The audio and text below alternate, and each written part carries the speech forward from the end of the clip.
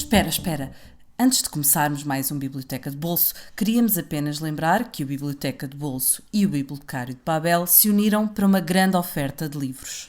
São centenas de livros à vossa disposição. Apareçam no dia 13 de março no Mirador do Monte Agudo, em Lisboa. Para mais informações, consultem o evento na nossa página de Facebook, em facebook.com/Biblioteca de Bolso. E agora, o episódio desta semana. Biblioteca de Bolso, uma conversa informal a três Sobre a relação que estabelecemos com os livros. uma ideia original de Inês Bernardo. E José Mário Silva. Bem-vindos a mais um episódio de Biblioteca de Bolso. Estamos na Póvoa de Varzim, no encontro literário Correntes de Escritas, e hoje vamos falar com Ricardo Araújo Pereira. O RAP, da mesma forma que Miguel Esteves Cardoso, é o MEC. Ou seja, uma das poucas pessoas de quem se pode dizer com propriedade que dispensa apresentações. Além do humorista mais popular de Portugal, ele é cronista da Visão, membro do Governo de Sombra na TVI 24, fervoroso adepto do Benfica e coordenador de uma coleção de clássicos de literatura do humor na editora Tinta da China. Bom dia. Bom dia, obrigado. Já devia falar, é agora?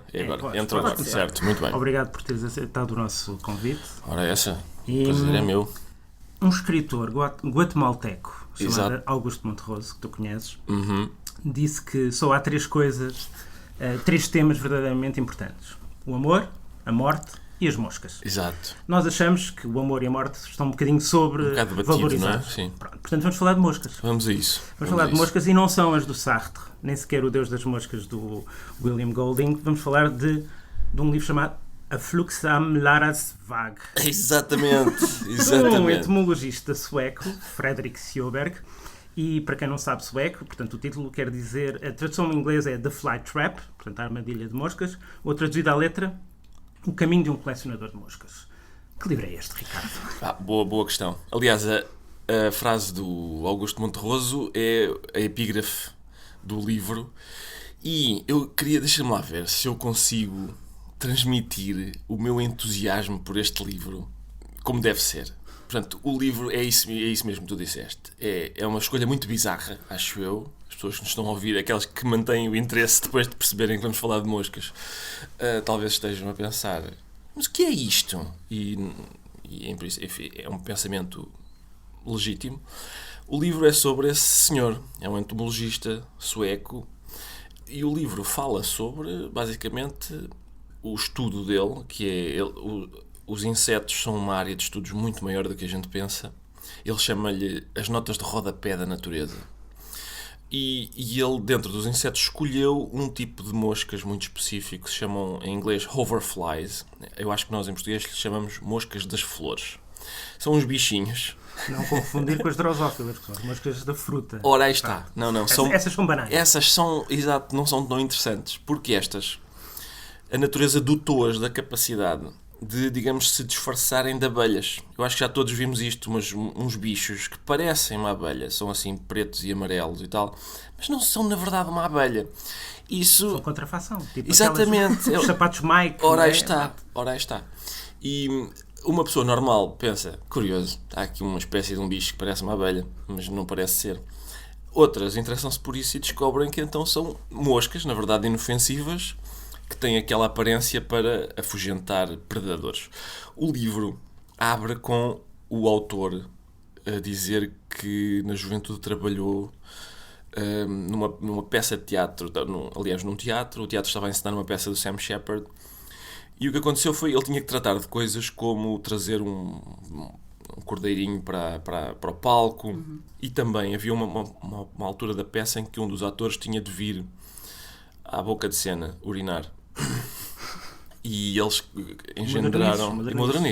engendraram uma maquineta para que o ator pudesse urinar. Quando a maquineta estava pronta, já os ensaios estavam terminados, e a maquineta não podia ser usada porque toda a gente iria ver que se tratava de uma maquineta. E o ator disse: não se preocupem, eu urinarei todas as noites no palco. Esse ator é hoje conhecido porque é um ator sueco também que faz de raptor psicótico no filme Fargo, dos irmãos Coen. E o trabalho do autor do livro era todas as noites limpar a urina. E ele começa por essa história para dizer: reparem, estudar moscas não acaba por ser um passo. É uma evolução. Exatamente, é uma coisas evolução. piores do que exatamente. E depois, a questão aqui o livro é óbvio que é sobre várias coisas. É sobre, por exemplo, é claramente sobre moscas. Esse é um ponto.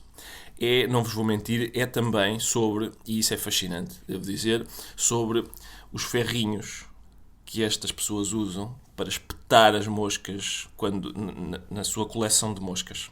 São os ferrinhos especiais, uns mais resistentes, outros mais maleáveis. Não se preocupem que ele explica isso tudo, está bem? Quem tiver interesse ficará satisfeitíssimo. Mas é também sobre, isso é curioso, sobre silêncio, sobre lentidão, sobre solidão, porque isto é um trabalho... Aliás, o livro é todo atravessado por uma espécie de autoironia, de autodepreciação constante. Porque é sobre ele também, não é? Porque é sobre ele, sim, ele tem consciência de que estar entusiasmado com moscas tem um lado ridículo. Eu sinto o mesmo embaraço só de estar a falar do meu entusiasmo pelo livro de moscas, quanto mais ele. E, portanto, há uma solidão envolvida nisso, há até alguma rejeição, quer dizer, ele mora numa ilha muito pequena na Suécia.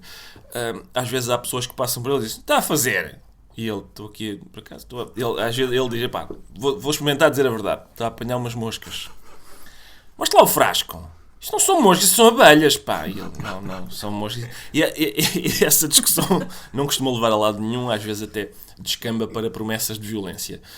Mas o livro é sobre várias outras coisas, sobre várias coisas, diríamos, antimodernas, sobre um conhecimento muito específico, sobre focar a atenção numa coisa e concentrar-se nela horas e horas, sim. E achas que ele reabilita também as moscas? As moscas têm má fama. Vai conhecer moscas. Exato. Nunca é uma coisa boa. Sim, nunca associamos nada de bom às moscas. Achas que no caso dele há uma reabilitação? Acho que sim. Para já o entusiasmo dele pelo estudo das moscas impressiona. E de facto, ele faz, além da frase, da epígrafe, ao longo do livro, eu acho que ele vai fazendo... Vê-se que é uma pessoa que conhece bem a literatura e leu vários livros em busca das melhores passagens sobre moscas. Em princípio, qualquer passagem sobre moscas que haja na história da literatura, no Bruce Chatwin, sim, exatamente, ele registra. E o que é divertido também. E o livro é também sobre ele a seguir os passos de um outro sueco, muito conhecido, também entomologista, que inventou uma armadilha para moscas. Eu continuo a falar sobre isto e a sentir-me ridículo, mas... Fly Trap, não é? The Fly Trap, sim. Foi inventada por esse outro sueco chamado René Malese, que é uma espécie de... Parece um nome de personagem. Pois é. E ele próprio é uma espécie de Indiana Jones da entomologia, porque viveu uma vida de aventuras As pessoas estão muito enganadas sobre o que é entomologia. Sim. A entomologia Mas eu imagino que seja uma aventura. Atividades mais excitantes. Será uma abelha? Não será uma abelha? Não será uma abelha, cuidado. Vai picar? Exato. Não vai picar? Outra coisa, costuma-se dizer nos países do Sul, Mediterrâneo, África, são países que têm moscas. Os países nórdicos, supostamente, são os países onde não há moscas. Lá está, mas na ilha deste senhor existem quase 2000 espécies de moscas, só destas moscas. Só destas, atenção. Só das que fingem que são abelhas. Só das que fingem que são abelhas.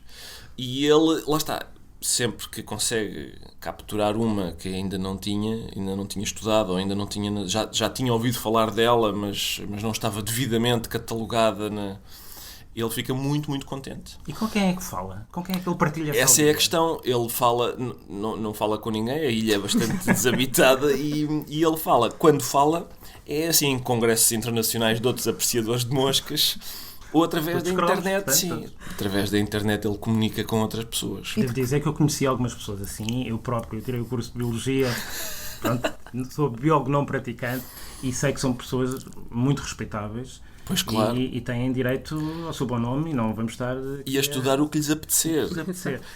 Eu não sei se ficou claro que o livro, além de tudo mais, é muito divertido. É mesmo muito divertido. Aliás, ontem estávamos a falar sobre isso e eu disse... Como é que se pode escrever sobre isso sem ser chato? Não é? É isso, exato. Pois é, essa é a primeira coisa, não é? É isso, como é que se pode ser muito interessante falando sobre moscas e tal. E eu acho que o livro ganhou, tanto quanto eu pude ver quando depois de ler o livro fui investigar sobre ele, o livro ganhou um prémio atribuído a livros humorísticos na Suécia, quando se trata de um livro que é, digamos, são umas memórias deste autor, é um livro sobre entomologia, é sobre várias coisas, ninguém está à espera que seja não é um livro declaradamente humorístico, embora, na verdade, o seja. E é isto.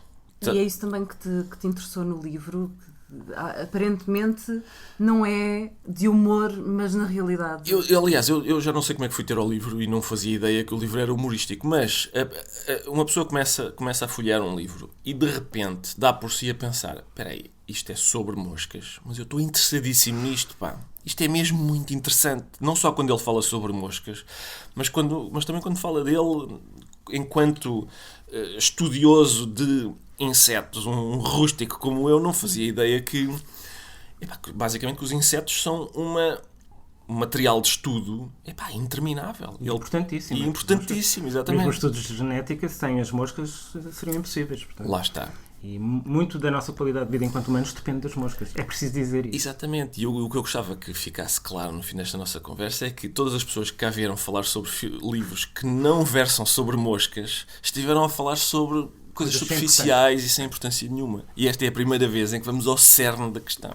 Finalmente. Exatamente. Já chegámos. Exatamente. Era tempo. Escusam-me agradecer. Mas agradecemos a mim. Obrigado. Vamos passar para o livro seguinte, Certo. que escolheste, que é L'Adversaire, do Emmanuel Carrère. Exato. Que é um livro... Não é sobre moscas. Não é sobre moscas. Mas de certeza que meteu moscas. Certamente, sim. A certa altura deve ter metido, sim. É um livro de não ficção. Exato. É as coisas que o Emmanuel Carrère costuma escrever, não é? Exatamente. Eu queria dizer só, se calhar, título preventivo, que não fiz aquelas escolhas do género estes são grandes livros e tal. Eu optei por livros que me tivessem impressionado particularmente de entre os últimos que eu tinha... Mas é essa a ideia do Ok, projeto. ótimo. Então, o que acontece é o seguinte. Eu gosto muito do Emmanuel Carrère. Não sei se... Eu acho que ele está... Há um livro dele em português, acho eu. Pelo menos cá em Portugal, não é? E este também esteve, mas está esgotado. Já me estou a antecipar. Sério? Mas não está sabia. esgotado, Ok, sim. muito bem. Foi traduzido. Sim. Ok. E este livro, então... eu gosto do Emmanuel Carrère, gosto de uma certa crueza, de uma honestidade bruta dele que se volta mesmo contra ele próprio e tal. Ele gosta muito de examinar as suas próprias, digamos, os seus próprios sentimentos pouco convencionais, se calhar. E este livro fala de quê? Fala de uma história verdadeira, uma história que aconteceu em França, sobre um homem, na altura toda a gente falou do caso, sobre um homem que mata toda a família. Mata os próprios pais, depois mata a mulher e os filhos. E é curioso isso porque... Bom, vamos dizer curioso, vamos usar a palavra curioso, porque tudo começa por causa de uma pequena mentira, de uma cobardiazinha, a cobardia de não querer admitir um pequeno embaraço. Aos 20 e tal anos, quando ele andava na universidade, não quis dizer às pessoas que faltou a determinado exame da Faculdade de Medicina. Não acabou o curso. Exato, e faltou esse exame, mas disse que tinha ido e que tinha passado. E assim sucessivamente, até fizeste o curso, fiz sim senhor. De repente ele é uma fraude, sim, é médico não o sendo, afirma trabalhar na Organização Mundial de Saúde não trabalhando, passa os dias... sai de casa, dirige-se à Organização Mundial de Saúde que fica na Suíça, acho eu, Sim, perto da casa dele em França, Genebra. e ele passa o dia dentro do carro no parque de estacionamento da Organização Mundial de Saúde. Às vezes entra, recolhe espera que toque para a saída, às vezes entra, recolhe uns panfletos com o dístico da Organização Mundial de Saúde para reforçar aquilo, e é muito... Ao mesmo tempo trágico e patético, não é? Exatamente. O lado patético é muito inquietante e sobretudo essa questão que é, tudo começa por causa dessa pequena cobardia de eu não quero admitir que faltei este exame, não fiz este exame, não estava preparado e tal, e de repente isso transforma-se toda a vida dele está assente sobre aquela mentira, e a própria vida começa a ser uma mentira grotesca de tão grande que fica a certa altura. E depois por causa de uma ninharia também. É sempre por causa de uma... A vida dele transforma-se nessa mentira por causa de uma ninharia e começa a desmoronar-se por causa de outra ninharia. Porque, lá está, é muito difícil imaginar. Vamos pensar em qualquer colega nosso da universidade. É muito difícil... A questão é claro que tivemos colegas da universidade com os quais falávamos pouco, que eram distantes, mas este homem, no seu grupo de amigos, ele era tão cinzento, digamos, era tão fácil para ele não ser notado, que mesmo dentro do seu grupo de amigos, para ele foi fácil convencê-los de que ele estava a tirar o mesmo curso que eles. Era fácil para ele chegar à hora do exame, entrar na sala e sair da sala antes do exame começar sem ninguém dar por isso. E essa pessoa, amorfa e unremarkable, como é que se diz? Sem nenhuma característica que as pessoas digam, essa pessoa, há um dia em que resolve rebelar-se porque na escola de um dos filhos há uma senhora uma professora ou uma diretora que por ter tido um caso extraconjugal, acho que é isto, é maltratada. E ele pela primeira vez na vida resolve levantar a voz. Isso para mim é uma injustiça. E alguém diz, mas quem é você, seu Palerma? Parece que ele é da Organização Mundial de Saúde. E alguém pensa, vou ligar para lá. Pronto, acabou-se. Acabou. Tudo abaixo. O que é curioso é que e esta é uma mentira que durou anos. Exatamente. Ele construiu, décadas mesmo. Ele construiu a vida dele, ele teve filhos, construiu a vida inteira sobre uma mentira. E quando esta não é uma pequena mentira, é uma grande mentira. Quando é ameaçada, ele prefere destruir tudo à sua volta. Exato. Do que enfrentar, por um lado, suicidar-se, né? Que seria uma solução para não enfrentar a verdade, mas aí toda a gente ficaria a saber da mentira. Claro. E ele escolheu o oposto, que foi terminar com toda a gente. Pais, filhos, mulher. Há suspeita que ele também tenha feito o mesmo ao sogro, quando o sogro, uma vez, anos antes, se aproximou da verdade. Claro. Não é? Essa é uma questão curiosa, que é, à medida que vamos lendo o livro, a gente começa a pensar, mas espera, como é que uma pessoa aguenta? Eu percebo que a gente até pode entender, embora seja muito difícil, que um homem consiga convencer a mulher de que é médico numa determinada organização, que todos os dias vai trabalhar para lá e não sei o quê, mas onde é que ele arranjou dinheiro? Se ele não tem um emprego, onde é que ele arranjou dinheiro? E a certa altura isso torna-se evidente, que ele basicamente tem uma sucessão de sortes, que é, a certa altura, pessoas como, por exemplo, o sogro, dizem, olha lá, eu tenho aqui bastante dinheiro, tu, uma vez que trabalhas na Suíça, não podes fazer estas aplicações lá em teu nome num banco qualquer? E ele, com certeza que sim. E então é assim, eles passam a viver do dinheiro é uma espécie de Ponzi scheme, basicamente, que a família lhe permite fazer. Nunca acaba bem o Ponzi. Não, exato, e ele não consegue... Nem chega bem a ser um esquema do género da Dona Branca, porque ele não chega a dar juros nenhuns a ninguém. As pessoas põem lá o dinheiro e pensam, está ali um investimento, o dinheiro há de estar lá a render, ele vive daquele dinheiro, o dinheiro acaba, não é? Não existe, no fim. O sogro, a certa altura, diz, olha, traz-me lá algum porque... E o sogro cai misteriosamente por umas escadas abaixo e morre. Ele mantém até à última, mesmo no tribunal, já depois de tudo descoberto. Que foi um acidente. Ele mantém que foi um acidente. E naquela altura a gente pode argumentar que ele não tem razão nenhuma para não admitir. Mas ele é uma personalidade bastante difícil de O que é também interessante é que para vivermos em sociedade, para nos aturarmos uns aos outros, temos que mentir. Se não mentirmos, não conseguimos sem dúvida. Eu sou um grande adepto da mentira. O Pedro Mexia, meu amigo, diz, eu não minto, não sei o quê, aquela coisa cristã dele. Eu digo, Pedro, eu minto todos os dias, mas todos os dias, não há hipótese nenhuma. Estou mais gorda, nem pensar. Por amor de Deus. Não, se não mentir, não consegues viver. Agora, ele levou isso ao extremo. E, portanto, toda a gente mente de uma forma ou de outra. Agora, ele passou a viver dentro da mentira. E, exato. Até, não só humanamente, mas literariamente é interessante, não é? Muito, até porque isso é uma das coisas que o autor, que o Manuel Carré registra, que é, este homem era profundamente solitário. Porque, na verdade, na prática, ele vive num mundo onde mais ninguém vive. Mais ninguém vive. Ele vive naquele mundo que é só dele. Ele não consegue conversar com ninguém. Não há uma conversa com um amigo a dizer: olá, já viste isto, esta peta que eu enfiei? Estou um bocado preocupado porque há 20 anos que vivo nesta mente. Ninguém, não há nada, não há um desabafo que ele possa ter, seja com quem for. Aliás, eu ontem estava, como todos nós fazemos, no Facebook a ver o feed e muitas coisas tu olhas, lês o título, mas não abres. E devia ter feito isso porque um dos títulos, e já não sei quem é que dizia isto, mas dizia quem diz a verdade não precisa de memória. Exatamente, porque claro. E ele devia ter uma memória incrível. Tem que ter, não é? Porque tipo quem mente... memorioso, sim, tem que recordar tudo. Basicamente é como um romancista, quando está a inventar uma história, tem de saber, espera, esta personagem como é que se chamava? O que é que ele fez na página 27? Exatamente. Tem que saber tudo. É isso. É viver numa ficção. De certa forma, uma mentira 1000 vezes repetida torna-se verdade. Portanto, eu não sei, mas chego a acreditar que ele acreditasse.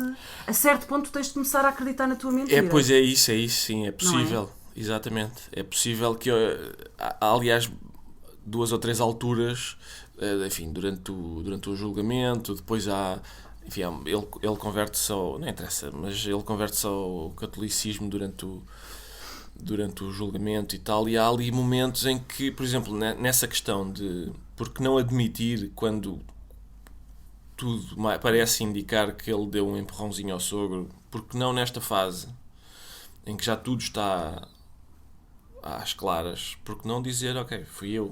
E o facto dele continuar a rejeitar, não fui. Depois desses tantos todos, não vou começar a dizer a verdade. Exatamente. Era o que faltava, não é? Exatamente. Não estou habituado a isso e sinto-me esquisito. Não, assim como o Pedro Mexia não mente, não é? Com certeza. Não está habituado, o outro não diz a verdade. O outro não diz a verdade.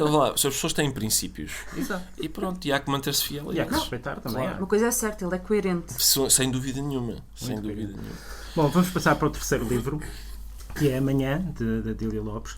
Tu há uns anos escreveste uma crónica que se tornou emblemática sobre uma entrevista que em tempos fizeste à Adília no JL. Aliás, acho que alguém pôs essa crónica naqueles livros de português sei lá, no 9º ano ou assim. Portanto, os miúdos todos conhecem... Os miúdos conhecem a minha... Quer dizer, como se eles já não te conhecessem, não é? Mas pronto. Mas conhecem o facto de eu ter feito figura de parvo à frente da Adília Lopes. Mas pronto, é a famosa história da autobiografia sumária dela, que é os meus gatos brincam com as minhas baratas, e tu fizeste uma grande elaboração teórica e aquilo era mesmo gatos e baratas. Sim. E isso é uma das características da escrita da Adília, é esse certo desconcerto da literalidade. Exato, uma simplicidade declarativa que... Às vezes é só aquilo. É só aquilo. Por exemplo, este livro intitula-se Manhã. Uma pessoa, e tem muitas memórias de infância, uma pessoa pensa, amanhã, são as memórias... Mas se calhar ela levantou-se um dia, tem que dar um título ao livro, olha, é amanhã. É possível. É possível que tenha sido isso, sim. E porquê que escolheste este livro em concreto da Adília? Lá está, mais uma vez escolhi porque foi dos últimos, acho eu que é o último, não é? Ela vai publicar um ok, ano, ainda bem. Mas ainda não saiu. Eu festejo sempre que a Adília Lopes publica qualquer coisa. É sempre uma coisa que eu aguardo com antecipação. E é o que tu dizes, por exemplo, mesmo neste livro há muitos passos que são, por exemplo, memórias infantis que nós diríamos que são banais. E só deixam de ser banais porque ela as registra. O facto de ela as registar contribui para que elas deixem de ser banais, mas o facto de elas serem na realidade banais e ela achar que são dignas de registro tem qualquer coisa. Deixa-me dar um exemplo. Sim. Em Colares, vi um bulldog branco anão em cima de uma coluna branca no jardim de uma vivenda. É a minha recordação mais antiga. É estranha. Parece inventada, mas não é. Lá está, mas não é. É muito desconcertante isso, não é? O pormenor de ser um anão. Exato. Não é um bulldog qualquer, é um bulldog anão. E há assim uma espécie de um contacto com a infância. Porque uma criança diria isso. Uma criança registaria o facto de ser anão. Isso é que é curioso. Talvez uma criança não dissesse esta memória parece inventada. Uma criança não diria isso. E a Adília Lopes diz, não deixando de ser uma criança. Isso é que é curioso. Porque ela é, se a gente, em 2 palavras, o que a Adília Lopes é uma criança perversa. É isso que ela é. É infantil e inocente na observação, mas depois é sofisticada e até perversa no registro e naquilo que pensa sobre o assunto. E ela tem consciência de que a inocência dela é mais construída do que parece. Ou seja, ela tem noção, sim. Ela é muito sofisticada. Sim, pois é, claro. Na sua aparente banalidade, é muitíssimo sofisticada. Sem dúvida, sim. Pois eu acho dos autores mais estudados, aliás, dos poetas contemporâneos mais estudados, sobretudo no Brasil, mas... Eu acho que Criança Perversa, que eu acabei de inventar, o que é curioso, é uma boa... Muitos académicos vão passar a citar, como disse no podcast, exatamente, sem dúvida nenhuma. A Vila Lopes é uma criança perversa. Eu acho que isto se vai tornar seminal relativamente à... Mas criança perversa não é uma redundância. Pois é isso, lá está. É isso, eu esqueci-me que tu também tinhas filhos, Zé Mário. Sim, lá está, as pessoas que não têm filhos têm uma ideia das crianças que não corresponde à realidade. Mas ainda assim, a Adília Lopes consegue ser mais criança do que as crianças e mais perversa do que esses fedelhos que nós estamos tão fartos de aturar, não é, Zé Mário? Isso é muito curioso, sim. Mesmo naquele poema que se chama O Tal, por causa do qual eu fiz figura de paro, que se chama Os Meus Gatos Gostam de Brincar com as Minhas Baratas, e o facto daquilo ser apenas isso, ou seja, do resumo da vida dela ser o facto de ela ser uma pessoa cujos gatos gostam de brincar com as suas baratas. Eu acho que se enquadra nisso de que estávamos a falar. Eu consigo relacionar muito com as coisas que a Adília Lopes diz, porque, por exemplo, no outro dia ocorreu-me uma memória infantil que era o facto de a modista da minha mãe cheirar a mofo. E este mundo já não existe, não é? Já não há modistas. Isto não foi assim há tanto tempo. Mofo ainda há. Mofo existe ainda, sim. E em abundância, dependendo dos sítios. Mas já não há modistas. Eu, neste momento, já sou um adulto, mas eu continuo a lembrar-me da impressão, do impacto que tinha em mim o facto daquela senhora cheirar a mofo. Isso é uma coisa na qual os adultos não reparam. Aliás, eu lembro-me, tenho a prova disso, porque eu às vezes eu pedi à minha mãe para se baixar e dizia-lhe: esta senhora cheira a mofo. E a minha mãe dizia: Ricardo, por amor de Deus, Ricardo, vai-te sentar ali. Isso é uma coisa que os adultos rechaçam, não se presta atenção a isso. Sim. E até a gente deixa de registar isso. As crianças registram, os adultos deixam de registar. Isso não é uma coisa que a gente... E achas que a Adília continua a prestar atenção? Exatamente, ela continua a prestar atenção, nem que seja na memória, nem que seja... ela continua a prestar atenção a esse mofo, sim.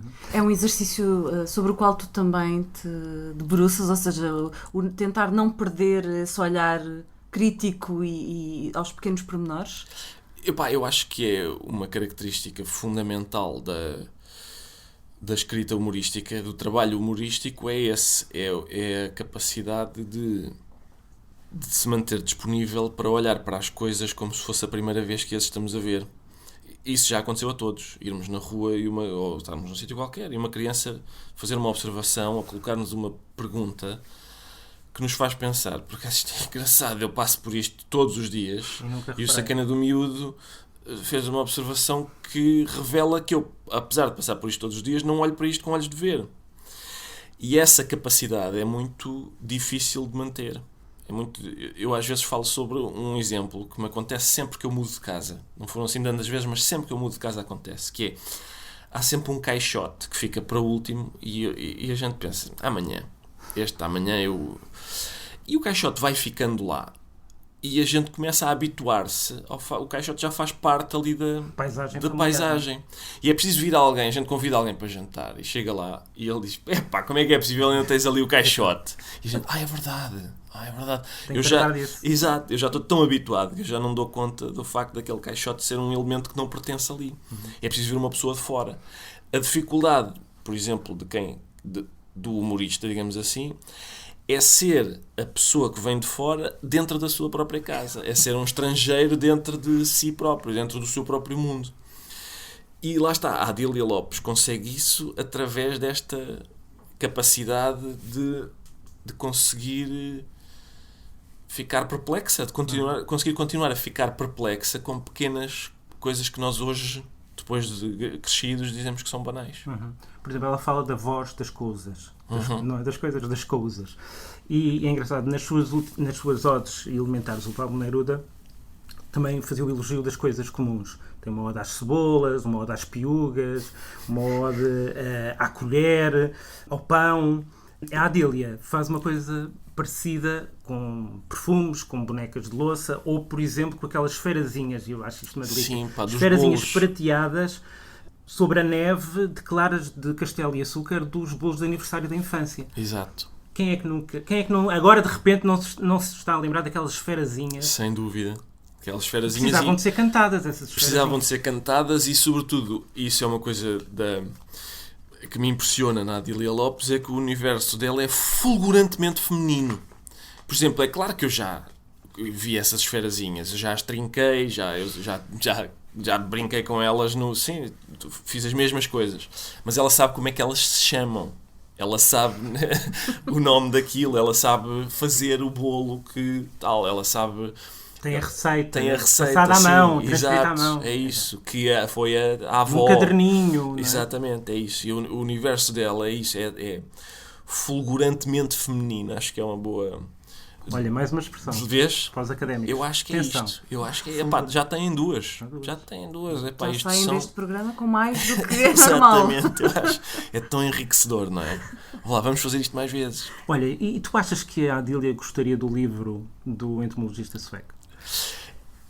É possível. E eu dou-me conta agora, no fim destas escolhas, que a solidão talvez atravesse todos eles. A atenção ao pormenor e àquilo Obsessiva, que é não é? obsessiva, àquilo que é aparentemente E coisas banal. minúsculas, Sim, não é? ao minúsculo, ao infinitamente pequeno. E é possível que eu esteja doente. E sabes que mais? Mas olha, há um bom médico, está preso, é verdade, mas há um bom Exato, médico ele que tem umas trabalhou luzes. na Organização Mundial de Saúde. Exato. Pode Se calhar já ajudar. não te lembras, mas no livro da Adília, ela às tantas diz que os olhos das moscas são uma maravilha. Pois Diz lá se diz, isto não é é- verdade, é verdade, já Se viste. isto não é a Epá, consistência e coerência total. juro que foi sem querer. Juro que foi sem querer. Mas olha, mas O que cai prova menos que eu rijas. só consigo ser coerente quando estou distraído. Se eu estivesse a fazer de propósito, não acertava.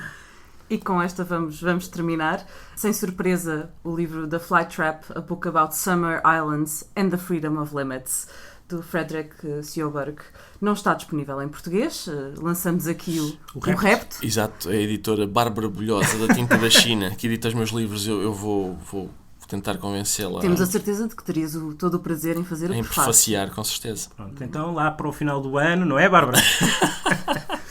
Vamos ter o Sjoberg. Para quem está interessado em lê-lo, poderá fazê-lo em inglês ou sueco, Pois, exato, em se sueco. conseguir.